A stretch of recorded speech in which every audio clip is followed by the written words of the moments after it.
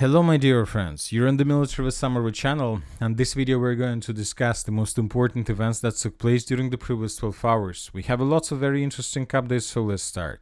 And first we're going to talk about the relations between the United States of America and Ukraine. Because according to information we have on the 30th of April, the United States of America and Ukraine signed a deal.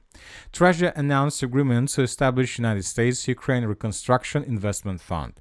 U.S. Department of Treasury confirms the agreement. On April 30th, the United States and Ukraine signed an agreement to establish the United States-Ukraine Reconstruction Investment Fund in recognition of the significant financial and material support that the people of the United States have provided to the defense of Ukraine. Since Russia's full-scale invasion, this economic partnership positions our two countries to work collaboratively and invest together to ensure that our mutual assets, talents, and capabilities can accelerate Ukraine's economic recovery. So that was the statement that was made by the U.S. Department of the Treasury. Few hours, maybe a few minutes later, the President of the United States of America made his own statements. So we made a deal, and I believe they are going to honor the deal, but we haven't seen the fruits of that deal yet. I suspect we will. Trump said that the United States had already made a deal with Ukraine.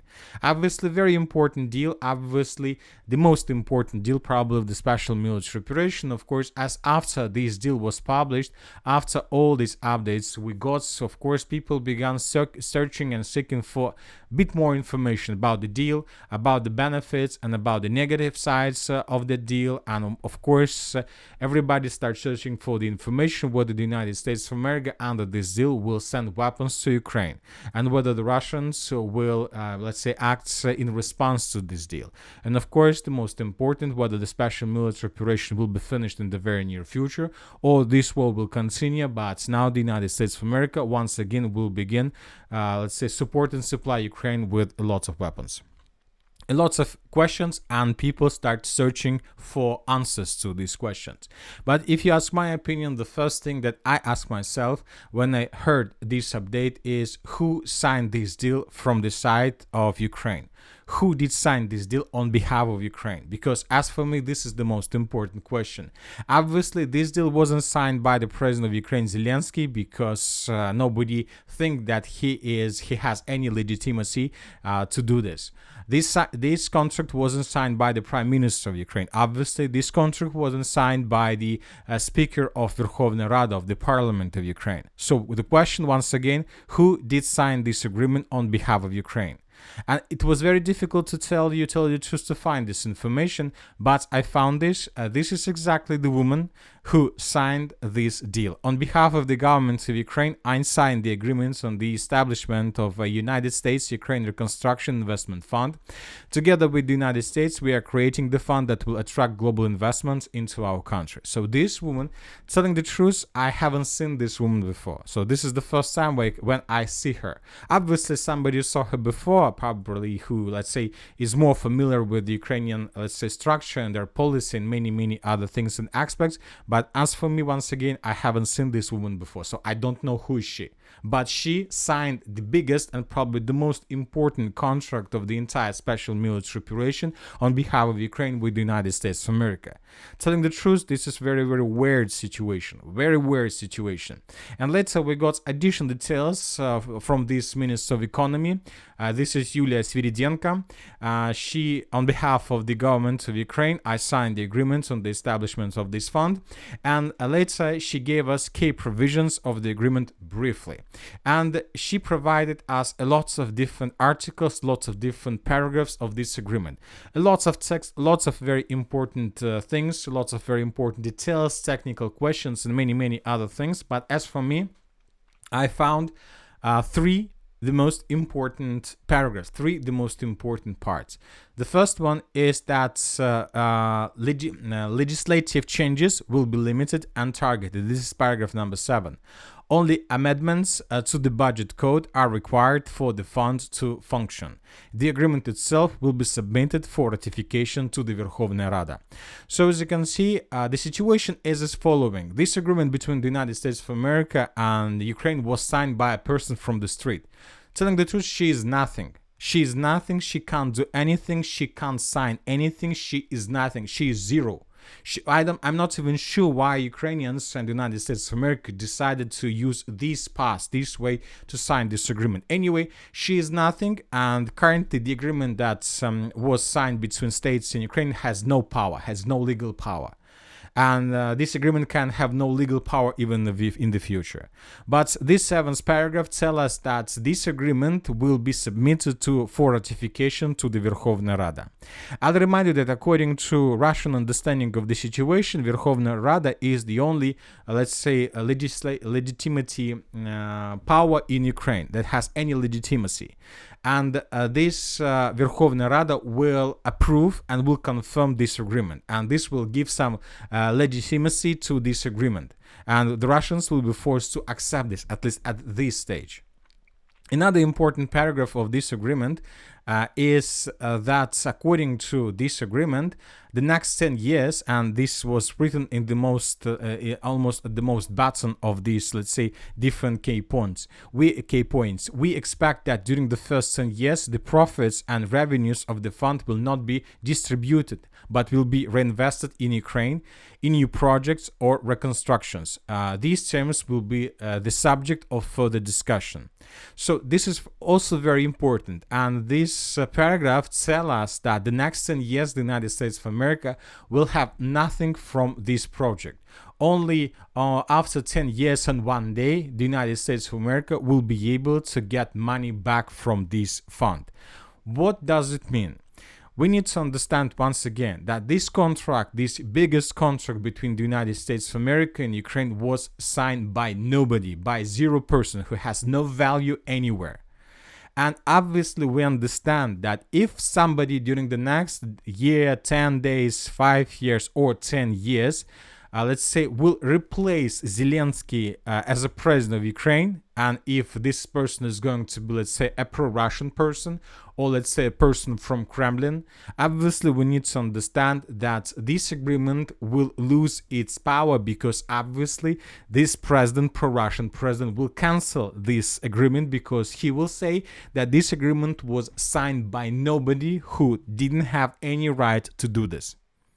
So now we understand that the most important thing is not how much money the United States of America will get from this contract in 10 years. The most important is 10 years, and the most important that this contract, this document will have legal power only in case if Zelensky and members of Zelensky team are in power, are in charge of Ukraine. Either Zelensky or somebody from his office is the president of Ukraine. This is the only way how the United States of America can get their money back in 10 years.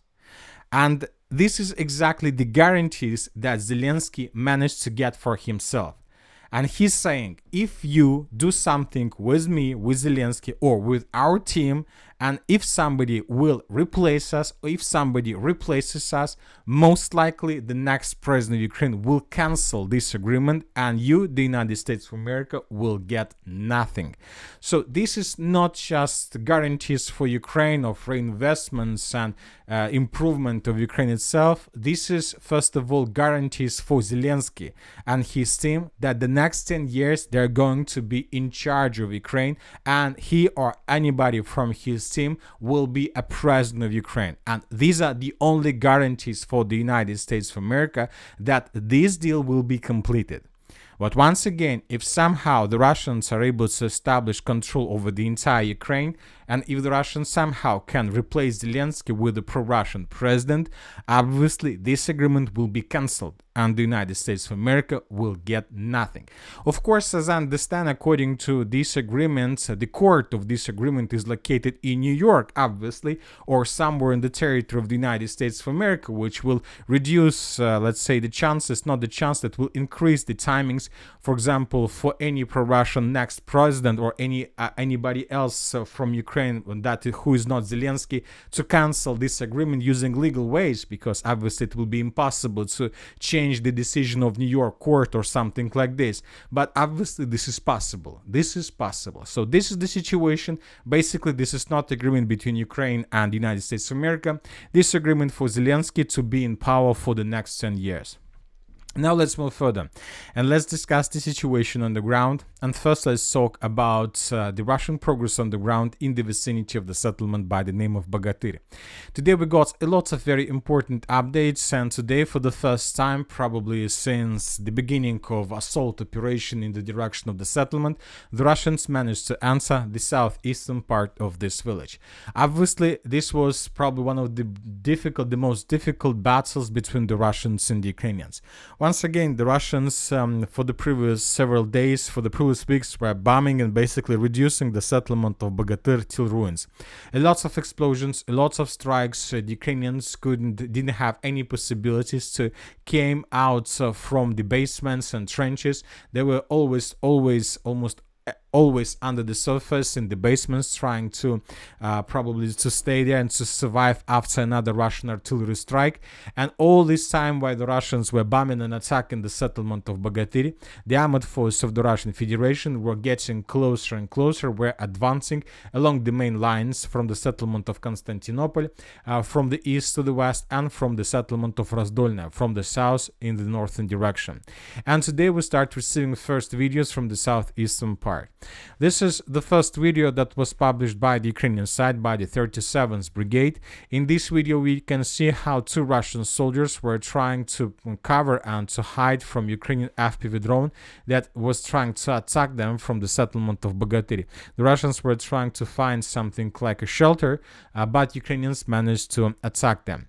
This episode took place exactly in this area, on this bus stop, and based on this video, based on this geolocation, most of the mappers, including neutral mappers, pro-Russian mappers, adjusted their maps in the Russian favor.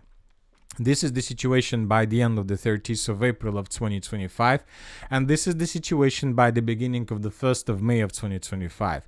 Furthermore, and right before we started making this video, several pro-Russian very reliable resources reported that the Russians managed to enter the southeastern part of the settlement, and currently the Russians control up to 10% of the village of Bahatyr. So currently these territories are already under complete Russian control, and Russian assault operation continues. So the situation for the Ukrainians currently is very difficult, and obviously before the beginning of the 9th of May the Russians will secure the village of Bahatyr completely, and the Ukrainians would be forced to fall back further in the western or the northwestern direction towards the settlement of Alexeyevka.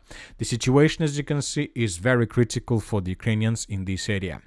Now let's move further and let's discuss the situation in the Kliban-Byksky direction. The Russians, as for now, intensify their FPV drone activity. During the previous night, we received lots of videos how the Russians were FPV droning and attacking positions of the armored forces of Ukraine in this pocket. The Russians were trying to destroy everything, let's say communication equipment, FPV drone positions, Starlink equipment, and many other different types of equipment of the armored forces of Ukraine, with the purpose to ease the further progress of the Russians in this area. We see a lot of episodes. As for now, there are still a lot of job to do, obviously, but anyway, in a week or 10 days, the Russians will finish this process and they will resume their attempts to attack. Now let's discuss the situation in the city of Terezk. If you remember, yesterday there was a video in this mine. We have adjusted the territory of mine based on that video, and today we have adjusted the video. And here we can see exactly the moment how Ukrainians were trying to destroy Russian flags that were raised on the most biggest and highest constructions on the territory of this mine. So this is the first episode. Russian Soviet flag was attacked by Ukrainian drone, and in the same video, but from another angle, we can see a Russian flag that was destroyed as well. These two flags were established exactly in this point, and based on this video yesterday, we have adjusted the map, this part of the mine, in Russian favor. So now we have no doubts that Ukrainians control just the northern part of the settlement, but there are still very heavy clashes, and Ukrainians are trying to restore control over this territory. But something tells me that we have already passed the turning point in the battle for this stronghold, and it's just a matter of time when the Ukrainians would be forced to fall back completely. Furthermore, we have adjustments along the railways between the settlements of Dachne South and Diliivka. Today, Ukrainians published this video. We will not watch this video because there are lots of violence. And in this video, we might see how the Ukrainians were attacking the Russians that were moving along the railways. Based on this video, we have adjusted this part of the front line. So we also see from this perspective that the Russians are about to finish the battle for the settlement of the south in Diliivka, and then the Russians will continue moving further in the direction of this railway station. Now let's move further. Very important updates we got during the previous night from the city of Chessavar. Several very reliable pro-Russian resources reported that the Russians, as a result of offensive operation, managed to establish complete control over these facilities to the north of the city of Chessavar. So these territories were captured by the Russians. This is very important stronghold, very important position if the Russians decided to move further in the northwestern direction towards the settlement by the name of Maiska, which is very, very possible. Now let's move further and let's discuss the situation in the serious direction. Almost every single day we get a lot of videos exactly from this square between the settlements of Serebryanka, Verkhny Kamensk and Grigorovka. Every single day the Russians are bombing and attacking this territory, and today we got another video how the Russians, probably for the first time for a very long period of time, have begun bombing the territory of Serebryanka with artillery, which means that the Russians are getting closer and closer, and which means that these two villages is the primary target for the Russians for the next, let's say, several days or weeks. As for the Leman direction, as you can see, another day brought us additional changes. The pro-Ukrainian sources, which is very important, confirmed that the Russians most likely established complete control over the settlement by the name of Nova. The Ukrainians reported that they still believe that the territory of the central Nova and the settlement of Lipova either in contested area or in the gray zone. But obviously, there are no more positions of the armored force of Ukraine that the Ukrainians have more or less strong positions. So, which means that the Russians, according to Ukrainians, either have already captured the settlement or about to do this. At the same time, several neutral mappers reported that the Russians managed to improve their positions on the way towards the settlement by the name of Zelene Polya, which is also very important. Furthermore, several pro-Russian resources reported that the battle for the settlement of Redkadub also has begun. So we see now that the Russians are trying to establish complete control over the territory between the settlement of Zelene Dolina and the settlement of Redkadub. If the Russians are able to complete this mission, this is going to be the beginning of complete disaster for the Ukrainians on the Leman direction. Furthermore, we have geolocation in the fields between the settlements of Novomikhailivka, Novolyubovka and Makiivka. The Ukrainian sources published this video where we can see how Ukrainians were attacking and after withdrawing Russian soldiers in these fields and between these three lines. Based on this video, we have adjusted the map in the Russian favor. So we see that this is the situation by the end of the 30th of April, and this is the situation by the beginning of the 1st of May. Furthermore, pro-Ukrainian sources also confirm this progress on the ground of the armored force of the Russian Federation. As for the northern direction, during the previous 24 hours, we haven't received anything special, just a regular military activity. And that's it for the short video. Military Summary channel reminds we condemn any violence in the world. Thank you for watching, subscribe to my channel, put your likes, join my Patreon, and have a good day. Bye-bye.